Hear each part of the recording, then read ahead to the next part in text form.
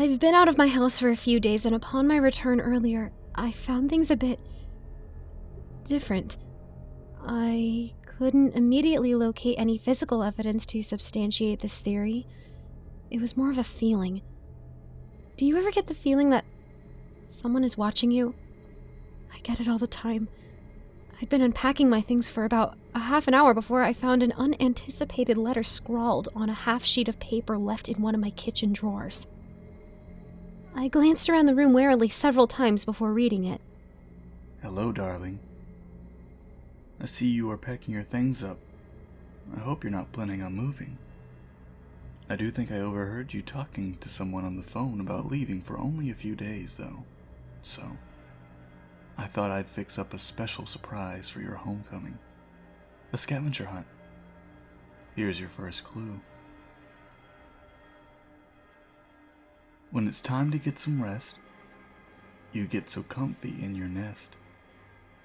But what about your special guest? At nighttime, where does he like best? Good luck. I know you can do it. I must confess that the contents of this letter sent a chill down my spine. I can't tell you what drove me to actually search for the next clue instead of turning on my heels and sprinting out of the door, but I proceeded to the bedroom. Clearly, my nest was my bed. Simple enough. I was a little bit discouraged when I didn't discover the next clue upon or alongside my bed until I realized that I was meant to find his preferred resting place. I checked the closet, the far corner of my room, everywhere. Finally, it clicked.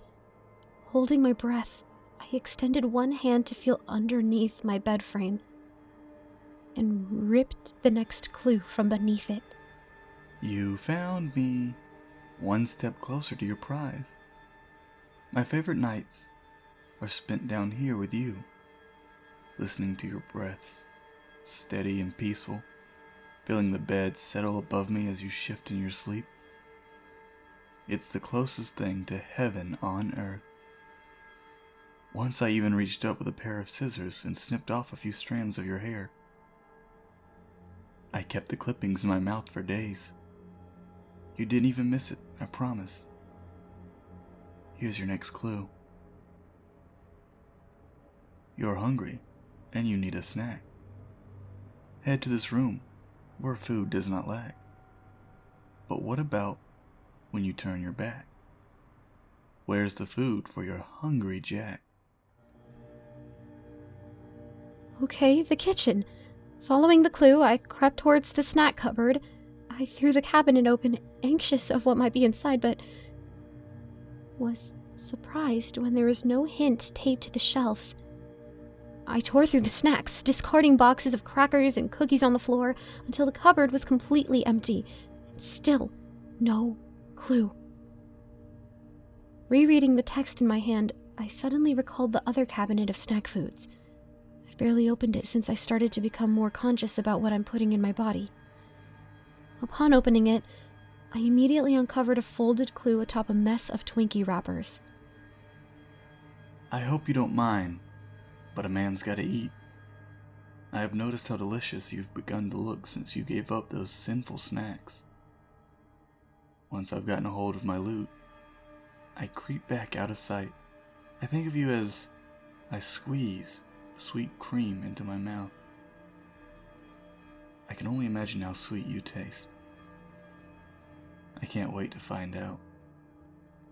Here's your next clue. It's bath time for my beauty queen. Slip off your clothes and get nice and clean. But where am I during this steamy scene? I see it all, yet remain unseen.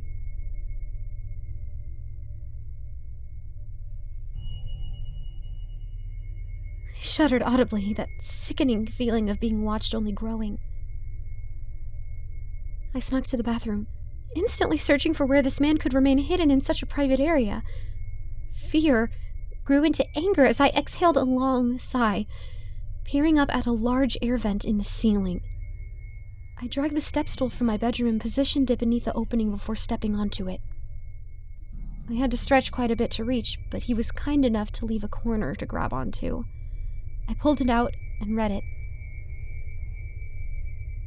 Congratulations.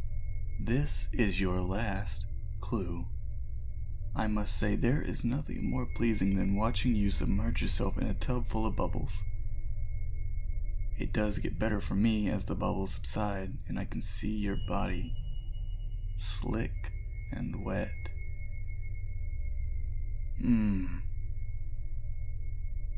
The next clue brings you to your prize. Come meet me, my favorite doll. I'm throwing a party, and you're the belle of my ball. To find your prince, up the ladder you must crawl. Once you see me, you'll most certainly fall. The only thing that resembles a ladder in my home is the collapsing staircase to my attic, so it was naturally the first place to look. Gathering both my courage and a knife, I tiptoed upstairs. I was worried, wondering if he was watching me, but I had resolved to get rid of him once and for all at that point. I outstretched one arm to grasp the cord hanging from the ceiling and yanked it down with some effort, exposing the hidden staircase. I must have been absolutely nuts because I climbed up those shoddy steps to meet the constructor of this repulsive game. The overwhelming darkness of the room forced me to use the flashlight feature on my phone to maneuver its area as I held the knife firmly in my right hand. Slowly, I made my way through an unfamiliar yet distinct path through the multitude of storage boxes in the dusty attic. I reached a clearing toward the back corner of the room and stopped to take in my surroundings, completely horrified. A large banner, assembled from loose papers, hung on the wall with the word, "Surprise," painted on it in rusty brown material. I observed 5 chairs arranged around a small table. 3 of them were occupied by my old dolls, their hair cut to match my own with highly pigmented makeup haphazardly smeared on their graying faces. A tea set sat on the table with 1 cup placed at each of the 5 settings. A crown sat on the flat of the 4th seat, leading me to assume that setting was intended for me. I was perplexed to find the 5th chair empty, pushed out from the surface of the table. I could perceive no sign of the author of the notes, and the room was entirely silent save for the sound of my staggered breaths. I gingerly crept around the table until my foot made contact with a soft substance. Directing the light of my phone downward, I was stunned to discover the man lying motionless on the floor. Along with the discovery, I was hit with a slightly sweet smell of decay. It wasn't an overwhelming odor. It was cold up there, and the body appeared relatively fresh. I crouched down to get a better look at him. He was a small thing with long, greasy hair. I noted that his eyes were swollen and red, and snot was crusted around his nose. He had constructed a pink tea dress with old scraps of fabric.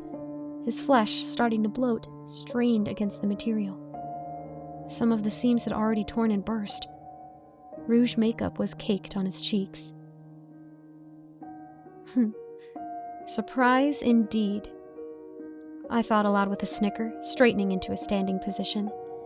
I steadied the heel of my shoe on his forehead. I wanted to crush that vile man's skull so badly. I probably would have if my phone hadn't begun to ring at that exact moment. I took my supposed seat at the demented tea party and positioned the crown on my head before answering the phone. "Hello, ma'am. This is the Pest Away Fumigators. I just wanted to call to see if you're satisfied with your service." The man on the other line rattled off as soon as I picked up. "Oh, yes," I confirmed, glaring down at my unwanted guest. "I can already tell that the problem is fixed. The pests in this house, they were out of control.